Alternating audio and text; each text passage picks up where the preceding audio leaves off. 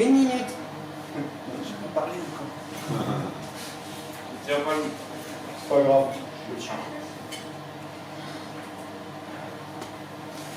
En toute sincérité, nous ne sommes pas paranoïaques, mais forcés de constater que nous sommes constamment épiés.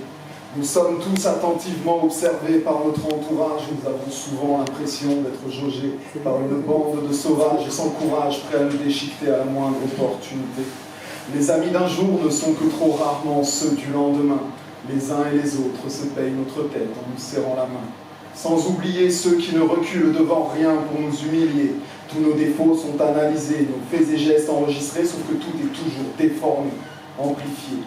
Nous ne sommes que des sujets à critiquer. Il y a toujours des preuves falsifiées ou inventées pour nous condamner sans nous juger. Enfin, si, nous sommes toujours jugés à tort ou à raison par des âmes sans conscience. Nous oublions parfois même la présomption d'innocence. L'autre est toujours enclin à la culpabilité dès lors que nous l'avons décidé. Il n'y a pas de loi, ni en amour, ni en amitié. Pourtant, la fidélité, la naïveté, la générosité nous amènent souvent à nous voir tromper. Nous nous décevons tous mutuellement, que ce soit gentiment ou cruellement. Nous aimons nous faire mal. Nous n'avons toujours pas trouvé mieux afin de nous sentir vivants. Ce que nous trouvons forcément désolant. Nous nous forçons parfois à sourire dans les moments déprimants. Nous nous efforçons complètement de cacher les bons moments. Le plus hilarant, c'est qu'en cachette, nous prenons toutes sortes de médicaments, toutes sortes de calmants, mais rien ne nous guérit éternellement. Nous gâchons même la vie de nos enfants sans même les avoir mis au monde. Nous détruisons tout ce que nous construisons. C'est du pareil au même pour notre monde. Nous jalousons, nous volons à notre perte et nous écoutons toujours niaisement les politiques qui font qu'ils regrettent.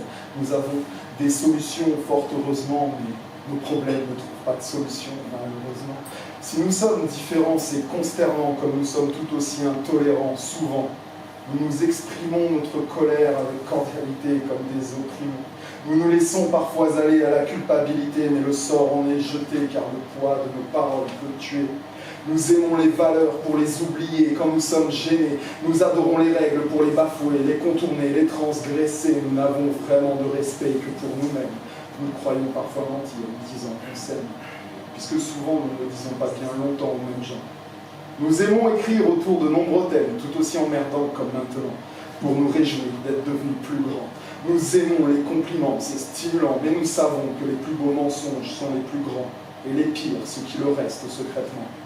Il y a tant que nous oublions désespérément, nous pourrions continuer indéfiniment, mais pour faire simplement, nous avons beau nous faire berner depuis la nuit des temps, que nous ne perdons pas de vue notre but ultime, qui est d'espérer vivre ensemble jusqu'à la fin des temps, pour le meilleur et surtout pour le pire, tout en continuant d'afficher nos plus beaux sourires. Oh.